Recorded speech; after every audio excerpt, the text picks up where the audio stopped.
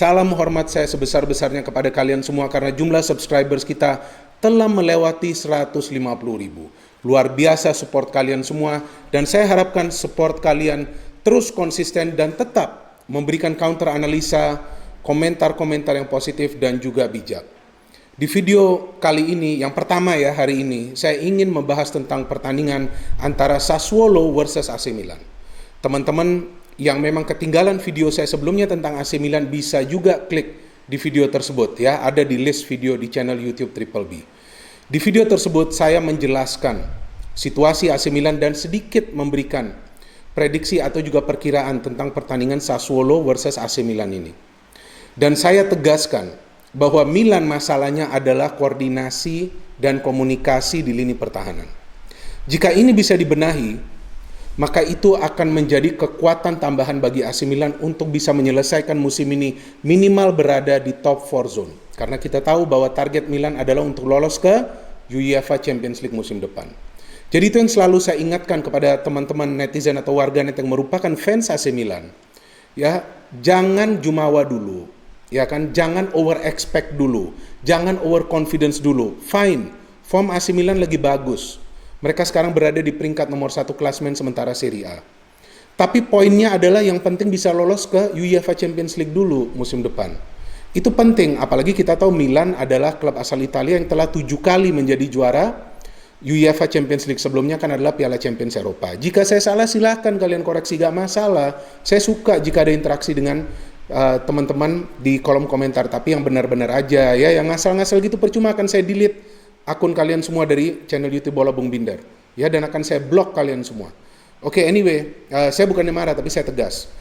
Jadi itu yang saya coba memberikan pemahaman kepada teman-teman netizen atau warganet, bahwa yang penting bagaimana form AC Milan ini bisa konsisten dan mereka tetap berada di papan atas.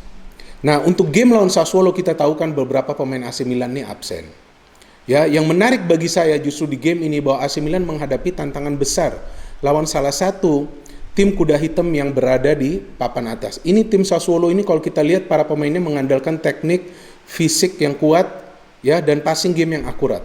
Nah, ini sulit loh melawan tim-tim seperti ini. Dan mereka tidak juga mengandalkan compact football, mereka keluar menyerang. Jadi yang saya tegaskan di video saya sebelumnya tentang AC Milan bahwa Milan perlu mencetak gol terlebih dahulu. Kenapa? Bukan berarti bahwa Milan akan menang dengan mudah, tapi Milan akan lebih mudah untuk menyelesaikan sisa waktu dari pertandingan ini.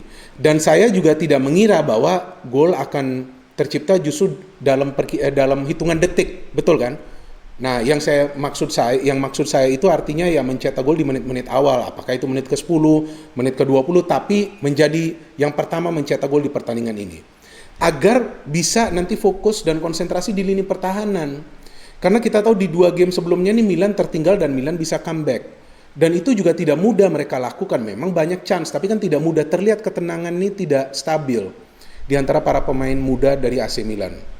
Nah, jadi untuk game ini penting mereka mencetak gol lebih awal, lebih dulu. Ya, jika bisa di menit-menit awal. Dan itu terrealisasi. Dan jelas Milan setelah unggul bermain sedikit compact, mengandalkan counter. Apalagi setelah 0-2 mereka benar-benar fokus di pertahanan. Terus bagaimana cara Pioli untuk membuat para pemainnya ini tampil tenang? Nah, tampil tenang ini ada 2 caranya. Pertama, dengan mengandalkan passing. Kedua, dengan mengandalkan saling mengcover. Nah, passing Milan lebih bagus, saling mengcover juga bagus. Ya, ini nanti saya jelaskan secara dalam ketika saya mulai menganalisa hasil dari pertandingan ini. Tapi saya juga perlu memberikan beberapa fakta. Jika saya tidak salah, Milan belum terkalahkan dalam 25 pertandingan terakhir Serie A. Jika saya tidak salah, Milan mencetak gol terus-menerus di 33 pertandingan Serie A. Jika saya tidak salah, gol dari Leao adalah gol tercepat di Serie A, 6,2 detik. Saya justru kira 7 detik, ternyata 6,2 detik. Jadi ini fakta-fakta yang saya kira impresif dari AC Milan di awal musim ini. Jadi ketika ketenangan sudah bisa dijalin di antara para pemain Milan, yang mayoritas kita tahu adalah pemain muda, nah mereka bisa lebih waspada lagi. Fokus dan konsentrasi akan terjaga. Oke, sekarang kita berbicara tentang line up ya. Penting nih dari Milan, kita tahu kan banyak pemain pilar yang absen, pemain-pemain berpengalaman, pemain-pemain yang senior. Rebic tidak bermain, Ibra tidak bermain, Kjaer tidak bermain, Benacer tidak bermain. Ini semua pemain pilar teman-teman, tapi Milan masih bisa meraih kemenangan. So teamwork di antara para pemain Milan ini sudah terlihat bagus. fighting spirit juga bagus karena sebelumnya kan mereka bisa comeback. Dan yang saya hitung nih, usia rataan para pemain yang turun sebagai starter 22,9 tahun. Ini bagus banget loh bagi AC Milan. Artinya mereka membangun tim masa depan. Dan jika pemain seperti Hakan ini seumpamanya diganti oleh Hauge dan juga Romagnoli seumpamanya diganti dengan pemain bertahan lainnya dari AC Milan yang memang usianya muda seperti mungkin Duarte, maka saya kira bisa usia rataan ini 22,5 ya, 22,5 tahun. Ini luar biasa banget bagi AC Milan, artinya mereka bisa membangun tim yang kuat untuk beberapa musim ke depan. Ya jika memang mereka juga bisa mempertahankan para pemain ini, kita juga tidak pernah tahu kan nanti ada pemain yang juga ditarget oleh klub-klub besar lainnya yang berada di luar Italia. Sassuolo, as you know, mereka kehilangan Locatelli, sayang sekali Locatelli tidak bisa bermain di ini game, tapi mereka ada Traore, good player, mereka ada Berardi, ini pemain terbaik saya kira yang berada di Sassuolo, ya kan, kapten mereka. Consili ini juga penjaga gawang bagus tapi ya kemasukan 2 gol. Kemudian ada juga Rogerio, he's a good player. Maxim Lopez bagus kali ini di lini tengah berduel dengan Kessie, beberapa kali ya bisa recover bola. Kemudian Bourabia juga begitu. Nah, tapi yang menarik kan ketika pertandingan ini berjalan, serangan pertama dari AC Milan bisa mereka ciptakan sebuah peluang yang berbahaya dan dikonversikan menjadi gol oleh Leao.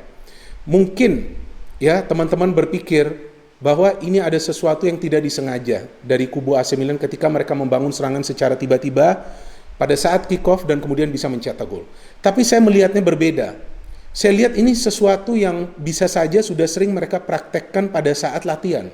Karena teman-teman perhatikan ketika Hakan ya dribbling bola itu atau berlari dengan bola tersebut, ada Brahim Diaz, ada Saelemaekers yang juga melakukan pergerakan. Ya, kemudian Leao juga melakukan pergerakan mencoba untuk mencari ruang bebas. Tapi Hakan ini kan visinya kan bagus. Jadi Hakan melihat kira-kira siapa pemain yang berpotensi untuk menciptakan gol dan berada pada posisi yang lebih menguntungkan. Dan ia memberikan bola tersebut kepada Leao. Dan benar, Leao bisa mencetak gol perdana di game ini dan gol pertama bagi AC Milan. Good goal. Tentu dengan unggul seperti itu, ya, ini kan baru hitungan detik. Tidak mungkin juga Milan langsung bermain bertahan, tapi bermain counter oke. Counter dan fast break, artinya ada bola mereka coba merancang serangan secara cepat. Belum bertahan dulu. Saya kira sudah gol kedua itu kan oleh Hakan, tapi ternyata VAR cek dan recheck dinilai siapa itu kalau nggak salah Saelemaekers ya yang dinilai sudah offside. Sayang juga kalau nggak sudah 0-2. But then Milan tidak putus asa. Mereka terus menyerang dan saya melihat peran Tonali, peran Kessie ini sangat bagus karena mereka disiplin. Kessie tidak naik sama sekali untuk membantu serangan di babak pertama. Tonali lebih fight ya, beberapa kali ia bisa recover bola. Dan kita lihat kan akhirnya bahwa AC Milan bisa mencetak gol kedua di pertandingan ini. Dan Brahim Diaz di sini saya lihat bagus banget nih pemain. Dia bisa keluar dari tekanan para pemain Sassuolo. Dan dia bisa memberikan bola ke Hernandez. Hernandez sebetulnya bermaksud memberikan umpan ke Tonali. Nah, Tonali ini pintar. Ia tidak bergerak karena ia sudah berada dalam posisi offside. Tapi kan kecepatan Hernandez ini memang bagus. Jadi ia terus berlari. Dan hampir saja tuh bola out atau sulit ya berikan cutback. Tapi ia bisa berikan cutback yang kita tahu bahwa cutbacknya dikonversikan oleh Saelemaekers. Jadi Saelemaekers juga melakukan pergerakan yang tepat. Ada Leao juga, tapi kan justru bola ke Saelemaekers.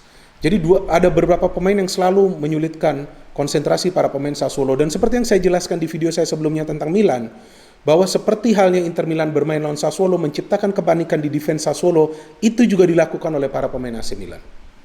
Nah, akhirnya mereka setelah unggul 0-2 ini lebih defensif. Wajar, karena Milan perlu meraih kemenangan. Kita tahu bahwa selisih mereka kan sekarang kan sudah mulai dekat ya dengan tim-tim lainnya. Ada Inter, ada Juventus. Jadi kemenangan ini krusial. Dan Sassuolo keluar all out attack. Ada peluang-peluang dari Sassuolo, bekerja keras.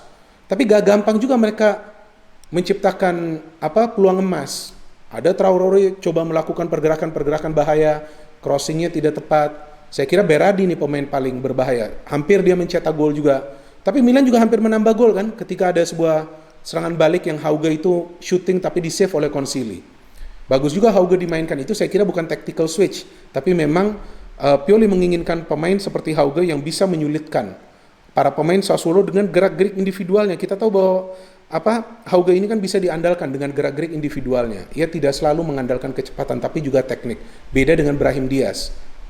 Tapi akhirnya Sassuolo bisa mencetak gol memperkecil ketertinggalan mereka kan. Memang kita tahu bahwa ada pelanggaran yang dilakukan oleh Romagnoli ke pemain pengganti Boga kan?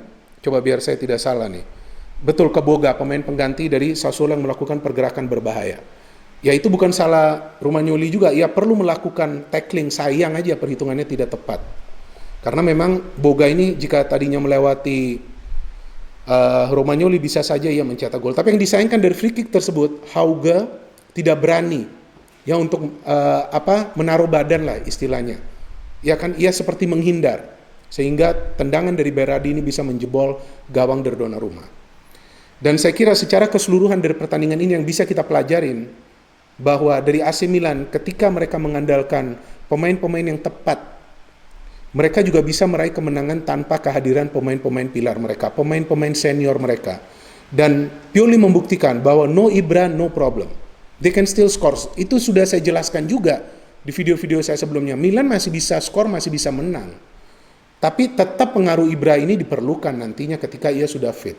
Nah sekarang lawan Lazio ini yang saya kira berat bagi AC Milan. Lazio juga tim yang kuat walaupun mereka belum masuk ke papan atas. Karena mereka juga sibuk di UEFA Champions League. Mereka tidak terkalahkan di fase grup UEFA Champions League. Tapi itu nanti saya bahas. Yang penting di sini sekarang, Milan sudah bisa meraih kemenangan, tapi Milan under pressure karena kita lihat Inter menang, Juve menang, selisih poinnya juga sudah tidak jauh lagi. Tapi gak masalah.